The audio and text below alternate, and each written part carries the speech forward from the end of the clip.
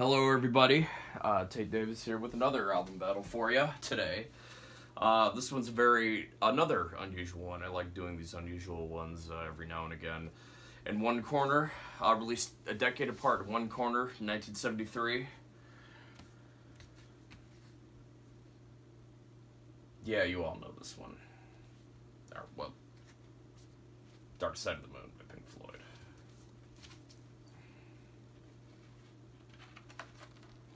This one's a little bit of a. I got this. This is a used copy, so it's been places. It's a little damaged, but you get the idea. That classic Hypnosis album cover. I'm sorry. So, and then in the other corner we have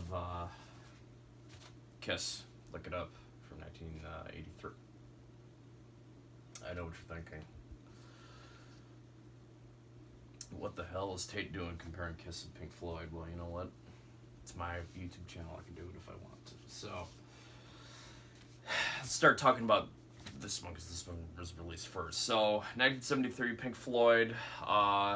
This was their breakthrough album. Sort of written as a tribute. The concept was written up by Roger Waters as a sort of tribute to Syd Barrett, who was kind of going off the deep end at the latter point of his tenure with the band, which wasn't very long, and there are all sorts of stories of him just kind of standing there during shows, and David Gilmour would have to come in and actually play all of his parts for him, and eventually it got to the point where Barrett was fired, and he went on to try to start a solo career, and David Gilmour joined the band full-time, and released some albums, some very experimental albums.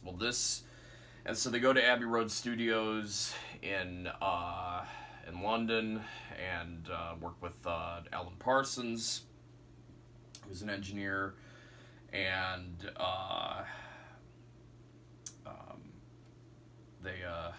Hypnosis designed this cover, and they kind of did some did some experimentation and resulted in a very groundbreaking album with all sorts of electronics and stuff like that. And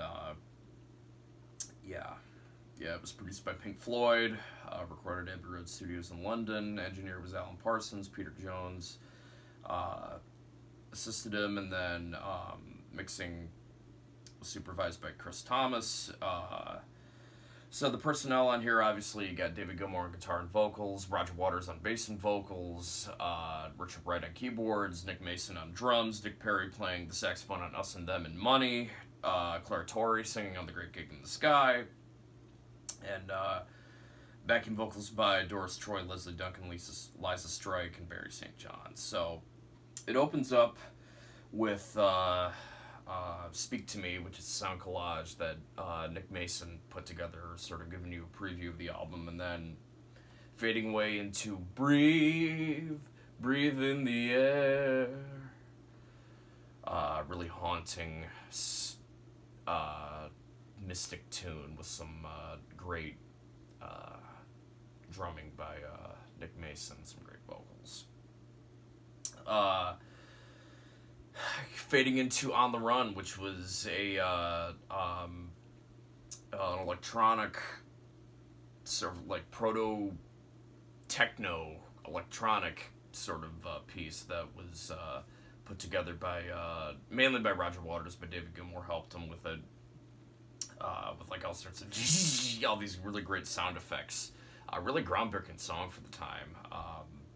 I remember my roommate and I down in Tennessee did a gig at this restaurant, and I was on cajon, he was on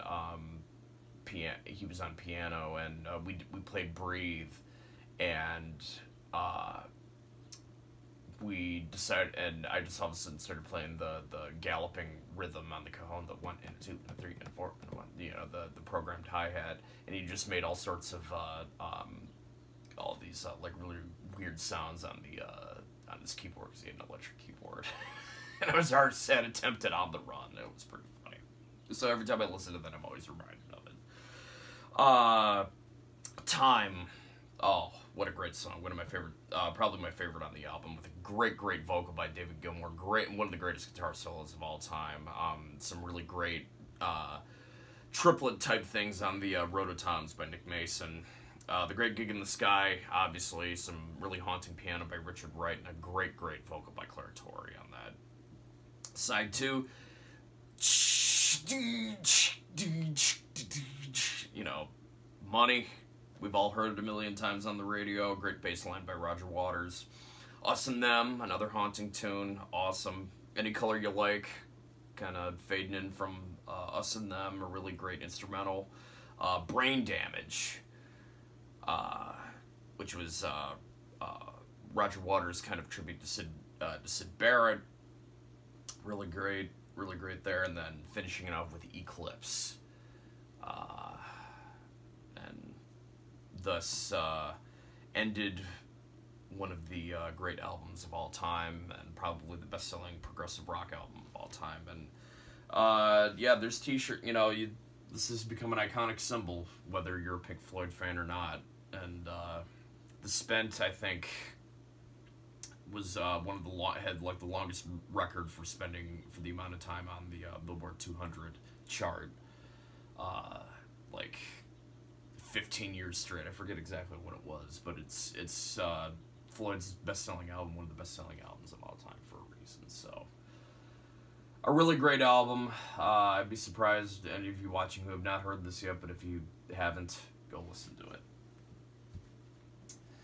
And over in the other corner, we have a Kiss album that that a lot of members of the Kiss Army think is very underrated, including myself. This is the Lick It Up, came out in 1983.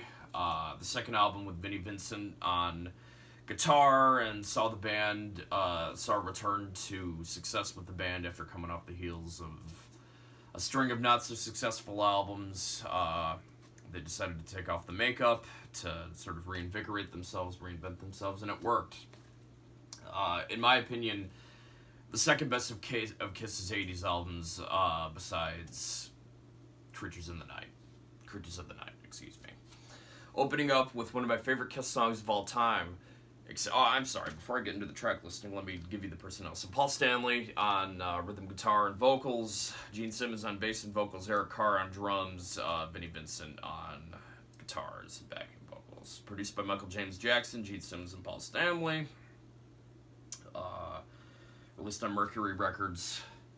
After Casablanca got bought up by Polygram, they moved Kiss to Mercury. So anyway, opening up with one of my favorite Kiss songs of all time, featuring a great guitar solo by Rick Derringer. Excited! You know, great vocal by Paul Stanley on that. Really great hard rocking song. Not for the Innocent, another really, good hard rocker written by, with some great vocals by Gene Simmons. The title track, Lick It Up, you know, everybody knows that one. Really great pop song. Young and Wasted, which Gene Simmons sings on the album, but Eric Carr would sing it in concert. A really great metallic hard rock song. And Gimme More, another great hard rocker. Flip Over the Vinyl, side 2, All Hell's Breaking Loose. Great vocals by Paul Stanley on that. A Million to One, another great song. Fits Like a Glove, which would become a live staple on that tour. Dance All Over Your Face, and then another one of my favorite songs on the album that closes it out. And on the 8th day.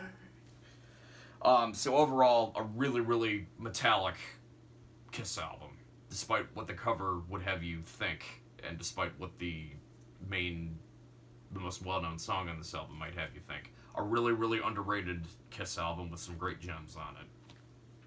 And if you don't take Kiss seriously and don't think that they're metallic, give this album a listen, and your opinion might change on that. So overall, when you put these two albums against one another, you know, I really enjoy this, but Kiss wins this one. I know.